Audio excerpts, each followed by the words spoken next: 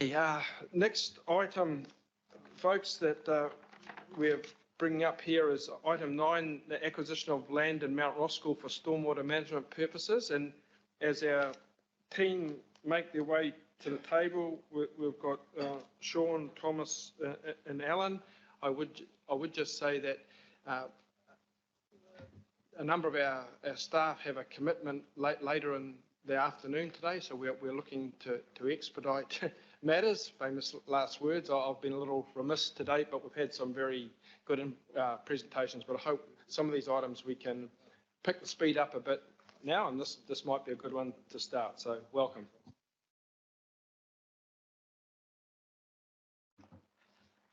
Kia ora koutou katoa, ko Sean McCauley, toko ingoa. I manage the Healthy Waters commercial and property team, and I'm here today with one of my team members, Thomas Parsons, who joined us about 2 weeks ago and had the pleasure of drafting this report. We're here today to seek the committee's approval to acquire some land from Kāinga Ora for stormwater management purposes, but also public open space.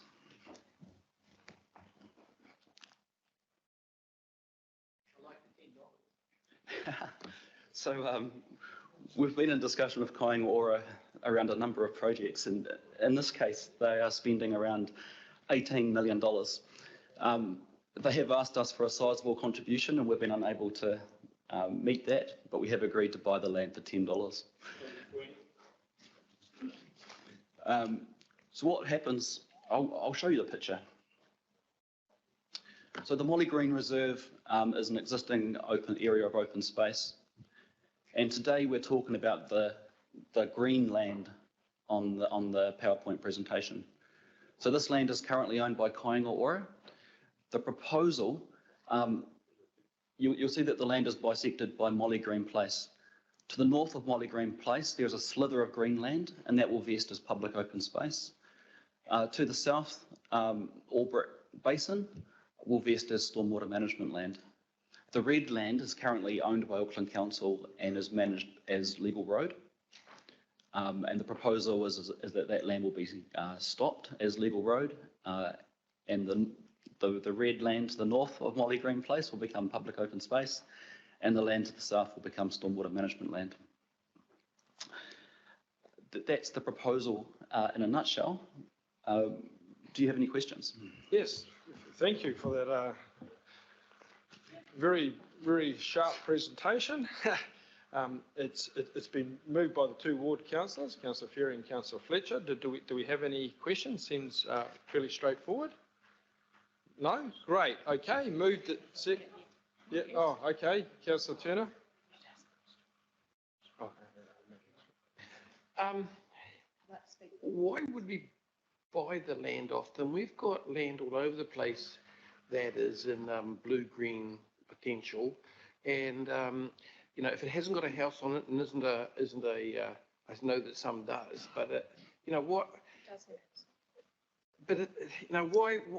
Kāinga Ora have been buying risky properties all over the place. Go to Henderson, and a whole bunch of the flooding out there has been social housing. And we sit here when we talk about the other parts of this flood and storm recovery, and we talk about, you know, the people who have parked on top of a cliff. It was their choice. You know, why would we pay them $10 million? What, they've got a problem on their hands. $10. That is really $10. It wasn't. $10. Oh, I thought it was a misprint. That's why the mayor had his hand out, and I said I'll go for 20. Sorry, I'm sorry I even spoke. Yeah. It's the way it usually is. Not on this occasion. $10 is in my world, not this world. Okay, so you've helped make a very good point there. Okay, Member Ashby. While you let this one go. Kia ora, thank you. Just one quick one from me. I understand that iwi were heavily involved with Kāinga Ora and the master planning and plan change. So the question is, as the land and the planning around it transitions from KO to council, what is council's commitment to continue to work with iwi over the future planning of the space, given they've been integral in what's brought? Thank you for the question. 100%. So Kāinga Ora have done a fantastic job working with iwi and mana whenua. They regard them as their key partners. 14 mana whenua and iwi groups have been involved in the development of the project that Kāinga Ora is building, with 11 actively engaged in the design process. We will continue that when we take over the land. The Albrook Basin is actually particularly significant for us from a stormwater perspective, because it is the area where the Te Ao Auna first becomes above ground. So that's going to be recognised in the design.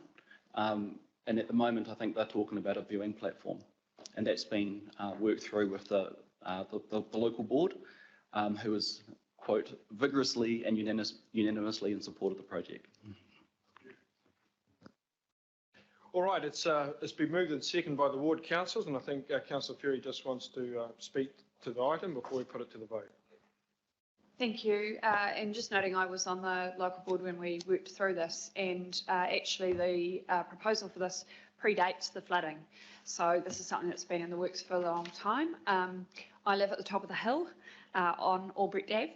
So this is a project and a spot I'm really familiar with, and just to reassure Member Ashby, iwi have been a really big part of the discussions going back to the Upper Te Aonga catchment plan, which was the first time the local board had done a partnership piece of work with 6 iwi, and I remember we started the walkthrough for Te Aonga there so that we could talk about how it was a really inappropriate way to treat how Te Aonga first emerges at the moment, basically a stormwater drain.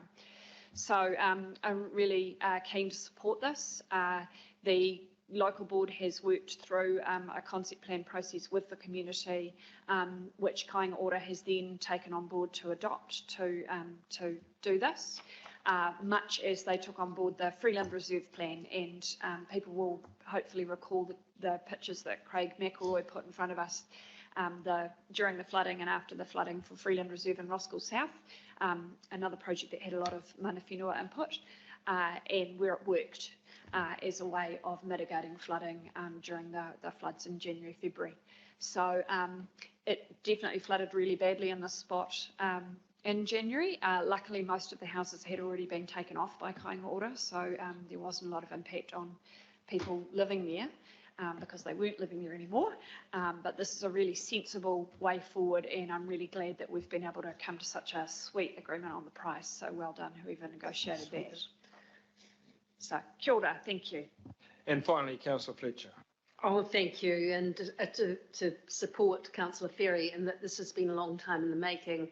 I think it's rather a shame that this committee always meets at the same time as the Puketapapa local board meet. So I have a conflict here, but I bring the goodwill of the Puketapapa local board in terms of the support for this.